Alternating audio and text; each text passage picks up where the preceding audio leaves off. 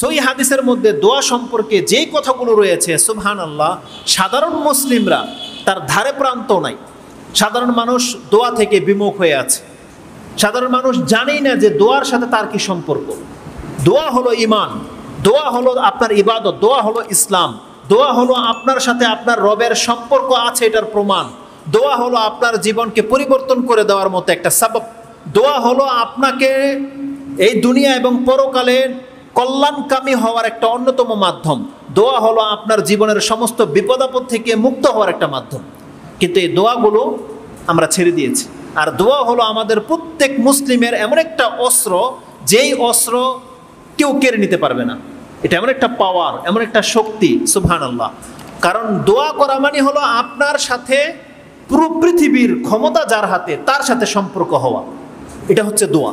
কিন্তু সেই দোয়া আমরা ছেড়ে দিয়ে বসে আছি। অবশ্যই এর পেছনে একটা কারণ আছে। আমি আপনাকে কারণগুলো বলি, দেখেন তো এই কোনো একটা কারণ আপনার মধ্যে থাকতে পারে। কেন মুসলিম হওয়া সত্ত্বেও আমরা আল্লাহর কাছে দোয়া করি না? কেন? এর কয়েকটা কারণ আছে। আমি এ যাবৎ ভেবে যেটা পেয়েছি তার একটা কারণ হলো, দোয়া সম্পর্কে আমাদের অধিকাংশ মুসলিমদের মধ্যে চরম মূর্খামি রয়েছে। আমরা জানি না দোয়া কি। মানে দোয়া করার ক্ষেত্রে আমরা যে কেন দোয়া করি না, এটার মূল কারণ হলো দোয়া সম্পর্কে আমরা একেবারেই অজ্ঞ। দোয়ার যে কত ক্ষমতা বা দোয়া করলে কি হতে পারে আপনার জীবনে, এগুলো আমরা কিছুই জানি না। দোয়ার ক্ষেত্রে আমাদের অনেক চরম অজ্ঞতা রয়েছে। একটা অজ্ঞতা হলো, আমরা জানি যে তাকদীর নির্ধারিত, তাকদীর রদবদল হয় না, যা হওয়ার তা হবেই। দোয়া করলেই কি আর না করলেই কি, এটা আমাদের অধিকাংশ মানুষদের অবস্থা। তারা মনে করে যে দোয়া করলেই কি হবে, না করলেই কি হবে, যা লিখার তো লিখা হয়ে গেছে, চূড়ান্ত ফয়সালা হয়ে গেছে। এটা আপনার চরম দৃষ্টতা এবং চরম মূর্খামি। এটা আপনার চরম অজ্ঞতা। যদিও কথা সত্য যে তাকদীর নির্ধারিত, কিন্তু জেনে নেন তারপরে আপনার চরম মূর্খর মধ্যে আপনি আছেন। আপনি বোঝেন না হাকিকত কি জিনিস। এটা প্রমাণ করবো আজকে আপনার কাছে। দ্বিতীয় কারণ হলো কেন আমরা আল্লাহর কাছে দোয়া করি না। এটার আরেকটা কারণ হলো, আমাদের মধ্যে অধিকাংশদের মধ্যে, বিশেষ করে পুরুষ মহিলা সবার মাঝে সংশয় সন্দিহান কাজ করে। সংশয়টা কি? আমি তো দোয়া করি আল্লাহর কাছে, কিন্তু কবুল হয় না। এই জন্য সে কিছুদিন করে আর করে না। অধিকাংশ মানুষের অবস্থা এটা। আপনার জীবনের প্রত্যেকটা ব্যক্তির সাথে আপনি মিলিয়ে দেখেন, আপনার জীবনের যেই কোনো চাওয়া পাওয়ার ক্ষেত্রে আপনি মিলিয়ে দেখেন, হয়তো দু একদিন আল্লাহর কাছে চেয়েছেন, দুই একবার হয়তো চেয়েছেন, কিন্তু কাজ হয় না। আপনি আল্লাহকে ডাকেন না। আরে ছোট্ট ছোট যদি বিষয় নিয়ে ধরি, মাথা ব্যথা, আপনি আল্লাহকে বলেছেন আল্লাহ আমার মাথা ব্যথা ভালো করে দাও, দুই একবার হয়তো বলেছেন, কবুল হয় না। তখন আপনি একিন হয়ে গেছে আমার মাথা ব্যথা দোয়ায় কবুল হবে না, প্যারাডল লাগবে, নাপা লাগবে, প্যারাসিটামল লাগবে। তখন আপনি গিয়ে প্যারাসিটামল খাচ্ছেন। তার মানে আল্লাহ ভালো করে জানে বান্দা তোর দৌড় এতটাই, মানে দুই একবার তুই আমাকে শুধু ডাকবি। কিন্তু আল্লাহর কোনো কোনো বান্দা কয়েক বছর ধরে একটা রোগের কারণে ডেকেছে, কয়েক বছর। বুঝেন? আমাদের মধ্যে বহু মা বোন আছে যারা সন্তান চায়, বহু পিতা আছে যারা সন্তান চায়, কিন্তু আল্লাহর কাছে হয়তো এক সপ্তাহ লাগাতার ডাকিনি। কিন্তু এমনও নবী আছে যারা 80 বছর আল্লাহকে ডেকেছে, 80 বছর, 100 বছর সন্তানের জন্য। সুবহানাল্লাহ। আর আমরা মাত্র দুই একবার হয়তো বলেছি আল্লাহকে, আর আল্লাহ তো চেয়েছে, আল্লাহ দেয় না। তার মানে আমাদের সংশয় হচ্ছে, আমরা মনে করি যে আমাদের দোয়া আল্লাহর কাছে পৌঁছে না, মানে আমাদের দোয়া আল্লাহ শুনে না। এটা হচ্ছে আপনার সংশয়। এই কারণে আপনি দোয়া করা থেকে বিমুখ হয়ে আছেন বা দোয়া করছেন না।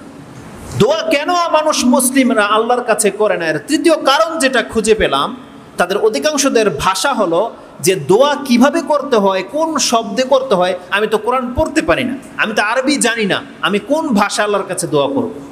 এই জন্য সে দোয়া করে না। এটা একটা ওজোর আপনার, যে আপনি আপনার রবের কাছে আপনার প্রয়োজন তলব করতে পারেন না, আপনি শিখেন না আরবি ভাষা, তাই আপনি দোয়া করছেন না। সুবহানাল্লাহ। এটা আপনার একটা মূর্খামি। আপনি জেনে নেন, আপনি আপনার ভাষায় যদি আপনি আল্লাহর কাছে দোয়া করতেন, আপনি আপনার রবকে আপনার সামনে পেতেন। কিন্তু আমরা আরবি ভাষা জানি না বিধায় আপনি দোয়া করা ছেড়ে দিয়েছেন। এটা আমাদের 3 নম্বর কারণ দোয়া না করার পেছনে। চতুর্থ কারণ হচ্ছে দোয়া আমরা কেন করি না আল্লাহ সুবহানাহু ওয়া তাআলার কাছে, যেটা আমি পেলাম সেটা হচ্ছে মুসলিমরা এমন সব পাপে জড়িত যেই পাপগুলো থাকলে দোয়া কবুল হয় না। এটা আমরা প্রত্যেকেই জানি যে হারাম খেলে দোয়া কবুল হয় না, এটা আমাদের জ্ঞান প্রত্যেকেরই আছে।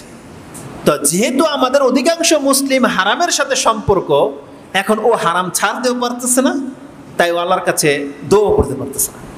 ও জানে যে এটা চরম বাধা, ও যে আল্লাহর কাছে দোয়া করবে, ওর সন্তান দরকার, ওর রিজিকের বৃদ্ধির দরকার, ওর অভাব মেটানো দরকার, ওর সুস্থতা দরকার, ওর নিরাপত্তা দরকার, সব কিছু সেন্সিটিভ। কিন্তু ও জানে যে এগুলো দোয়া করলে আল্লাহর কাছে আমি পেতাম, কিন্তু বাধাটা কোথায়? ওর হারাম জীবন। অথচ উচিত ছিল যে ও হারাম থেকে মুক্ত হয়ে যাক আর আল্লাহর কাছে দোয়া করুক, কিন্তু ও হারাম থেকে মুক্তও হচ্ছে না, ও আল্লাহর কাছে ডাকার তৌফিকও পাচ্ছে না। এটা সবচেয়ে বেশি সেন্সিটিভ বিষয়। আমাদের হারাম জীবন আমাদেরকে আল্লাহর কাছ থেকে সম্পর্ক দূরে সরিয়ে রেখেছে। আমরা দোয়া করতে পারি না। কোন মুখ নিয়ে আমি আল্লাহর কাছে দোয়া করবো যখন আমি হারাম খোর? আল্লাহ তো দেখতেছে যে আমি হারাম খোর। আল্লাহ বলে দিয়েছে যে তুই হারাম খাবি আর তোর দোয়া আমি কবুল করবো। এটা তো হয় না। এই জন্যে আমরা জর্দা সিগারেট ছাড়তেও পারতেছি না, আমরা সুদ ছাড়তেও পারি না, আমরা অন্যের জমিন ভোগ করতেছি, অন্যের মাল অন্যায়ভাবে চুরি বাটপারি ছাটপারি করে খাচ্ছি, আমরা সুদ ঘুষের সাথে জড়িত, আমরা ব্যাংকিং সুদি সিস্টেমের সাথে জড়িত। এগুলো সব কিছু আমাদের রন্ধ্রে মিশে গেছে। কিন্তু ফলশ্রুতি কি হয়েছে? আল্লাহ আমাদের কাছ থেকে একটা পাওয়ার কেড়ে নিয়েছে।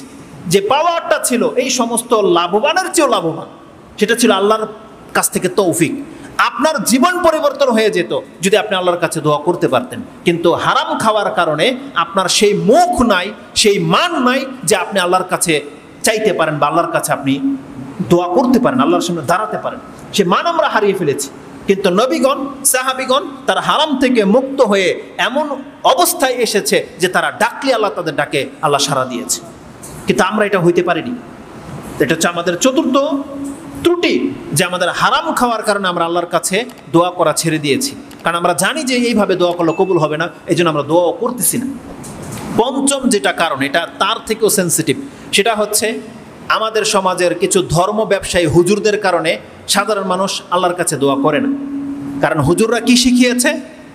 যে দোয়া তো একটা সেন্সিটিভ বিষয়, আরবি বাক্য দিয়ে দোয়া করতে হয়। আপনি তো আরবি জানেন না, আপনি তো দোয়া কেমনে করতে সেটাই জানেন না। আপনি কোরআন খতম করেছেন, আপনার কোরআনকে বক্সাতে হয়। মানে আপনি করেছেন আল্লাহর কাছে আপনার কোরআন পৌঁছে নাই, হুজুরকে এসে বলতে হবে যে হুজুর আজকে আমার পরিবার, আমার ওয়াইফ বা আমার মা বোন এক খতম কোরআন করেছে, আপনি বক্সিয়ে দেন, আল্লাহর কাছ থেকে নেকি এনে দেন। ভায়াটা হুজুররা নিয়ে নিয়েছে। কবর জিয়ারত করবেন, আপনি জানেন না আপনার বাপ্পার জন্য কিভাবে দোয়া করতে হয়, হুজুর লাগে। সুবহানাল্লাহ। যেই জাতি একটা মুরগি জব করতে যদি হুজুর লাগে, তাহলে সে আল্লাহকে কিভাবে পাবে? বলে কিভাবে পাবে? সে জানে না তার বাপমার জন্য কিভাবে আল্লাহর কাছে ক্ষমা চাইবে, এই জন্য তার হুজুর লাগে। আর হুজুরও সেই সুবিধাটা ভোগ করতেছে। এই জন্য আপনার নতুন ঘর আপনি বানালেন, এর বরকতের জন্য কিভাবে দোয়া করতে আপনি জানেন না, যার কারণে হুজুরকে দাওয়াত দিয়ে মিলাদ পড়িয়ে আপনাকে দোয়া নিতে হয়। অথচ মুসলিমদের সম্পর্কে আল্লাহ বলেছে মুসলিম মানে হলো আল্লাহর বান্দা, ও বললে আল্লাহর কাছে ডাক পৌঁছে যায়, কোনো মাধ্যস্থতাকারী নেই, কোনো মাধ্যম নেই। এমন মান আপনার, কিন্তু আপনার অজ্ঞতার কারণে এই হুজুররা আপনাদেরকে ধোঁকা দিয়ে দিয়েছে যে হুজুর ছাড়া আপনার দোয়া আল্লাহর কাছে পৌঁছে না। এই জন্য শবে বরাতের দিন হুজুরের প্রয়োজন হয়। 5 ওয়াক্ত নামাজের পরে আপনি দোয়া করতেছেন না, হুজুরকে দিয়ে দোয়া করাইতে হয়। কবর জিয়ারত যাবেন, আপনি হুজুর লাগে। 40 করাবেন, যাই কিছু করেন, হুজুর ছাড়া কোনো কাজই হয় না আপনার। জানাজা পড়াবে, সেটাও হুজুর লাগে। অথচ প্রত্যেকটা কাজ ছিল আপনার, প্রত্যেকটা কাজ। আপনার সন্তান হবে, আপনি আল্লাহর কাছে দোয়া করবেন। আপনার বাপ মার জন্য আপনি আল্লাহর কাছে দোয়া করবেন। কিন্তু এই মধ্যস্থতাকারের কারণে সাধারণ মানুষ আজকে আল্লাহর কাছে দোয়া করা ছেড়ে দিয়েছে। এই মোটামুটি 5টা আজকের এই এক সপ্তাহের স্টাডির মধ্যে পেলাম যে 5টা কারণ হতে পারে। এই কারণগুলোর কারণে আপনি আল্লাহর কাছে দোয়া করতেছেন না। এর ভিন্ন কারণ থাকতে পারে, ইনশাল্লাহ আমরা যত জানবো তখন বলবো। আপনি দেখেন তো দেখি এই 5টা কারণ আপনার মধ্যে আছে কিনা। দেখা যাবে যে অধিকাংশ মুসলিমদের মধ্যে 5টা কারণ আছে। আপনি বলবেন আমি তো জানি না কিভাবে দোয়া করতে হয়। আবার আপনি জানেন হুজুর ছাড়া দোয়া কবুল হয় না, আপনি হারামের সাথে জড়িত। এগুলো সব আপনি জানেন। এই জন্য আমি আজকে দোয়া সংক্রান্ত এমন কিছু কথা বলবো, হতে পারে এই দিকগুলো থেকে আপনি উঠে আসতে পারবেন। হতে পারে এরপরে দোয়ার মর্ম, দোয়ার কদর কি, এটা আপনার কাছে প্রাধান্য পাবে। আল্লাহ যেন আমাকে ওই কথাগুলো বলার তৌফিক দান করে, যেই কথাগুলো শোনার পরে আপনার অন্তরে দোয়া করার প্রতি আস্থা জেগে যাবে। আল্লাহ যেন আমাদেরকে সেই তৌফিক দান করে।